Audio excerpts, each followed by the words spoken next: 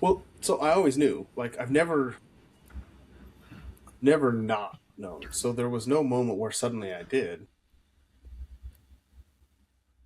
I understand that because I always believed in Jesus and I never doubted. Welcome to Sacred Stories, where we illuminate the faith journey of people who have found fellowship in the metaphorical wilderness.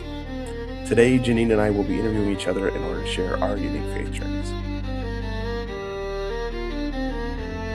So I'm Janine Decker and I grew up Janine Johnston.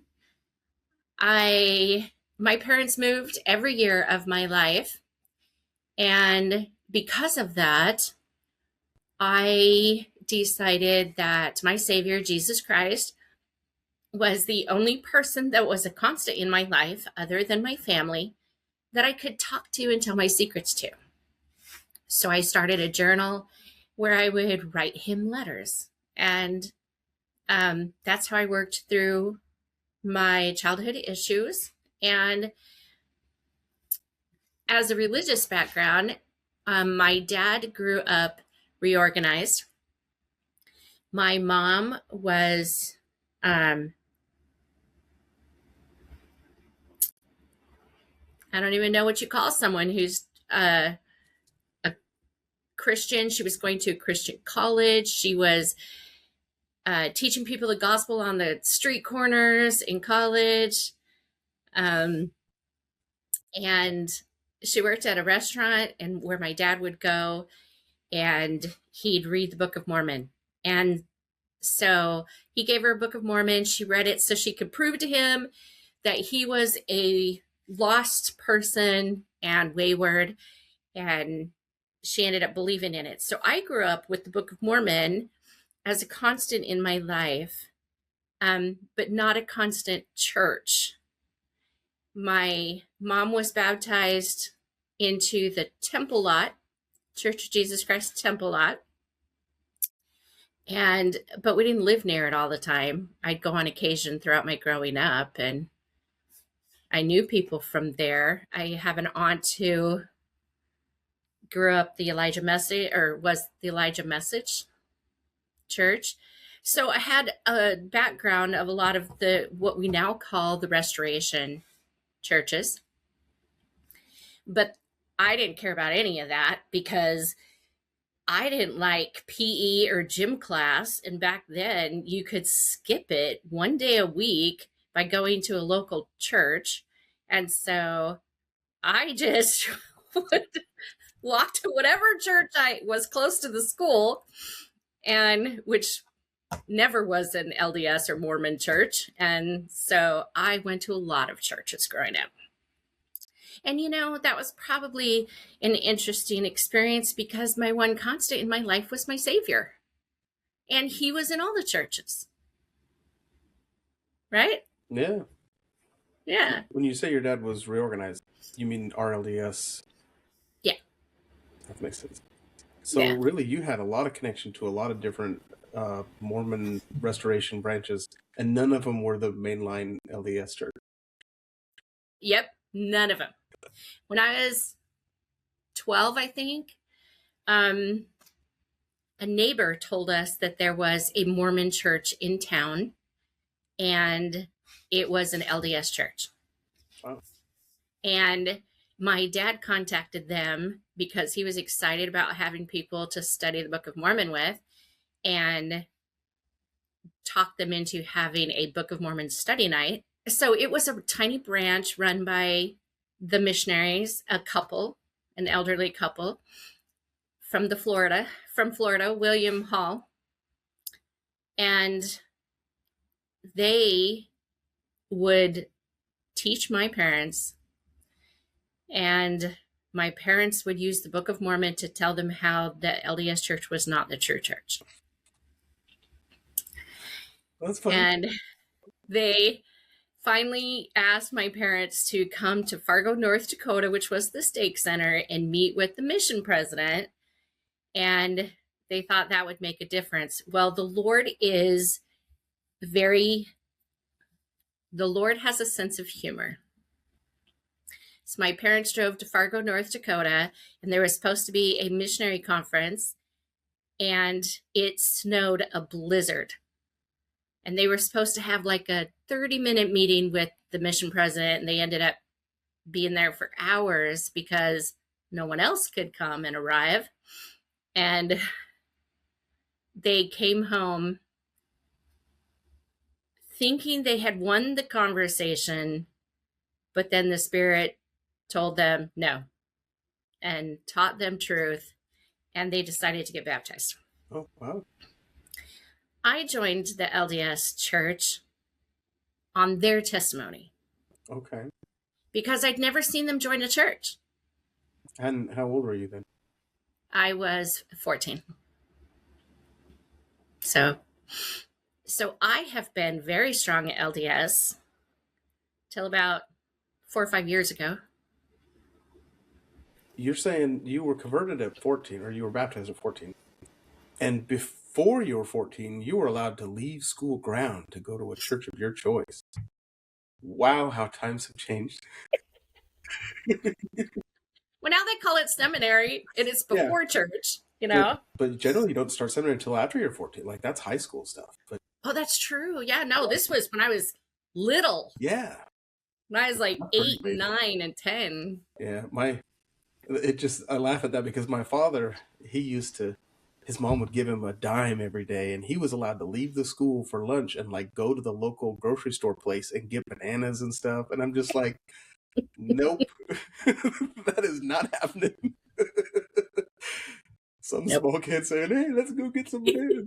Like, sure, that's fine. We'll see you when you get back. Yeah, that would never happen.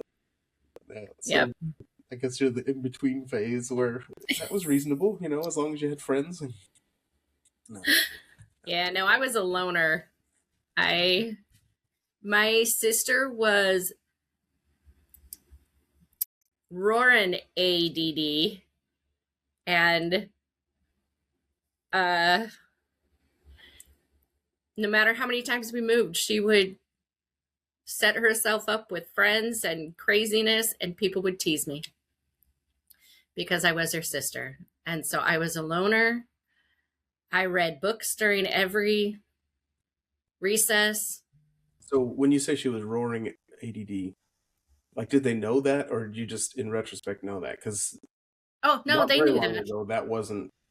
It was just, oh, he's hyperactive or whatever. But then that was it. Good luck with that. Oh no, she was very hyperactive. That's what they called it back then, and she was probably one of the first kids on Ritalin. Okay, so it wasn't just the thing that people said and like tagged on her, that she had accounts, she had the whole thing. So because that's not as common as it is now. That was So that really is like she was wild enough that they did something with that. Yeah, well, that's fun. So she was the outgoing one, and I was the really shy one. I'm Brent Larson. I was born, like, my parents were in the BYU area when I was born. And that's because they're both Mormons and had been for like 4 generations, like in every direction. In fact, of all of my different genealogy lines, they all crossed the plains before there was a railroad to take you across the plains. Because I'm that Mormon, like all the way back in every direction. I'm Mormon all forever. So yeah, we were born in I was born in Provo, but then my father joined the Air Force, and so we lived everywhere. And he also, so he would take all of his vacation during the summer. So get like a month of vacation over the year, and he would take the whole thing, and we would travel. So as a small kid, I had been to basically the entire continental U.S., every state. And I have memories of things like going to the beach in Maine, and it wasn't even a beach, it was like rocks. And I remember thinking, this isn't what beaches look like. Because I'm just a little kid. I'm like, wait, when are we going to the beach? Dad's like, no, we did that. But so I have all these different weird memories that have probably nothing to do. If I were to travel now and see the different things, I wouldn't. The things I remember are like random gas stations that had a tree that was a cool tree. This kind of stuff. But so we saw like the whole U.S. And I guess that's when I realized that there were other Mormons. Is we would stop in at places like the Kirtland Temple or whatever, and we would look around, and Dad would say, "Oh, well, it's not actually owned by the church," and I'm like, "What do you mean? It says right here." He's like, "No, no, that's the reorganized church," and that's because Emma didn't go west. She was tired of that and just didn't. And so then there's this other branch of the church, but we don't talk about them. And I was like, oh, okay, that's fine. That doesn't bother me. But so I always knew there was this RLDS thing, and that they owned some church history, and that was essentially it. And they weren't big enough to matter. That was my that was me growing up.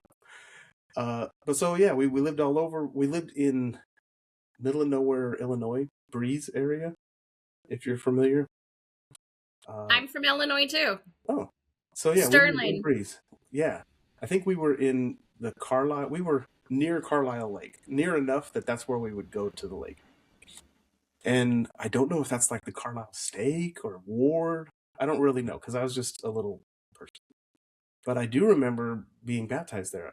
So 3 of the kids in my ward, which might have been my whole primary class, I don't really remember, but 3 of us all were baptized on the same stake baptism day because you would do it once a month. And so we were all more or less the same age. And so there's this baptism, boom, all 3 of us got baptized. And it was like the bishop's daughter and me and our family friend. And that was my baptism. But I do remember knowing that I was choosing the right? I was not just a kid who got in there and was like, ooh, this is very deep water. What are we doing? I remember knowing that I was going to be baptized next month. And I remember knowing that because I'm 8 and that means I know what I'm doing and I'm making a choice and I'm choosing Jesus, right? I was very aware of all that. And I remember, even though looking back, I mean, it was a very simple memory of all of those things. It was clear. Like I was not unaware. I wasn't in some foggy haze of not knowing anything. I was choosing the right. I even remember hanging out with one of my friends whose mom was inactive. I mean, he was inactive too, but it was his mom who was inactive. I think my mom probably visiting taught her. And so I was over at their house while she was visiting teaching, probably. Because I don't know, this wasn't a kid that I visited a lot. But every so often I go over and play with him. And he wasn't baptized. And he hadn't been baptized for like 2 months. He had already been 8 for months. And I remember thinking, dude, you need to do this. I mean, I didn't say that. But I remember thinking, dude, you are off schedule, man. You need to get with the program. So I was, and I couldn't have been over 8 because that was when I would have been thinking those things. And I remember pretty clearly. So I have kind of an interesting spot of different memories. Like a lot of people don't remember anything before they're 10 or whatever. I can remember all the way back to when we lived in these crazy places where I mentioned it to my dad, and he's like, "You were like 2.5. How do you remember that stairway?" And I was like, "It kind of goes up and around." And he's like, "Wow." So anyway, that was me growing up. I was the kid in primary. Well, we would read scriptures every night. We would read, and then Dad would say, "Let's talk about what that means." So we would read our Book of Mormon. We would read like a verse or two, and then Dad would say, "Okay, here's what Nephi just said to his brothers." And we'd say, oh, yeah, okay. So by the time I get to primary and they're talking about these stories, I get them. Like I know the whole details of all of them. And so if you've read Harry Potter, I was like the Hermione Granger in class. They would ask a question and I'd be like, I know, 5 points for Gryffindor. I can only imagine what it'd be like now, having been a primary teacher, to have one kid that won't sit down. Like, dude, sit down. Let everybody else enjoy this. But so that was me. I was the I know guy. But I was also shy. Like I didn't want to go out. I was not a person who went around making friends. I was very I was an introvert, but I was comfortable speaking up if I knew something because when you know, and you need to share. But so that was me as a kid. I remember being in primary. So I had speech issues. I had to take speech therapy as a small person, as a very small person. And So, and I guess it might have been listening because I remember lots of different primary songs where once I finally learned the lyrics, I was like, "Oh, that's what that says." Right? So like the song "As I Have Loved You," I remember thinking that, like, I don't know what a disciple is, but I know that I'm a mighty disciple because I have love one to another, and so and so I had just completely mixed up that thing, and that was the way it was for literally all the songs. I had matched syllables between words, and I had this whole a very interesting theology. Probably, if I could paint what I believed, it was things like disciples and whatever. I knew that like churches had steeples, and maybe those are similar, right? I don't know, but so I I look back when I see kids now. So like um, I've taught every age of primary. In fact, I've taught the same kids through most of the different ages. But so I even taught um, what's it, sunbeams, the very little ones, Yeah. and to see their way of connecting things as they're drawn or whatever, I just nod and smile, and I'm like, "Yep, don't worry, there's hope for you." That's awesome. Because I have embodied that that hope. I turned out to be a reasonable person, even though I was totally out of left field. No. But so that's me as a little kid. So I love that you had a testimony when you were 8, you know? Did you feel that testimony strengthen or change at a certain time? Like a lot of people are like, oh, I really gained my testimony here. Did you experience that or did you have it? No. Well, so I always knew. Like I've never not known. So there was no moment where suddenly I did. I understand that because I always believed in Jesus and I never doubted, Yeah. you know? And when I chose to join the church, I chose to join the church. I was full in, Yeah. you know? Now, I think as we interview through life, we'll see that there were key moments where it became more clear or more committed, but there was never a time where suddenly I was like, "Oh, wow, I know." I mean, I always knew. Yeah. I'm kind of like my mom was sure, and I'm one of those Lamanite kids who's does not doubt that their mother knew it type of thing. Yep. I'm just like, yeah, mom knew, Yep. and she was obviously right. She was right about Yep. everything. So I relate to that completely.